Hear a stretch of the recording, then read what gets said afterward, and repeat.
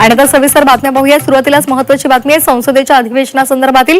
संसदेच्या अधिवेशनाचा आजपासून तिसरा आठवडा सुरू होतोय आणि हा आठवडा सुद्धा वादळी ठरण्याची शक्यता आहे। विद्यार्थ्यांवरील लाठी हल्ल्याचं प्रकरण आणि त्याचबरोबर राम मंदिरातील दानचोरीवरून विरोधक आक्रमक होण्याची शक्यता आहे।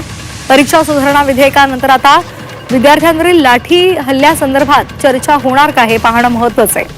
विरोधकांची चर्चेची मागणी सरकार ऐकणार का आणि आज त्या संदर्भात चर्चा होणार का हे पाहणं अतिशय महत्त्वाचं आहे।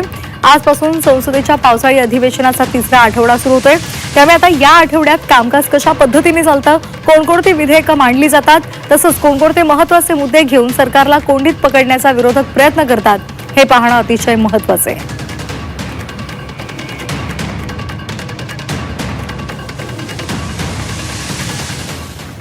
परीक्षांमधील गैर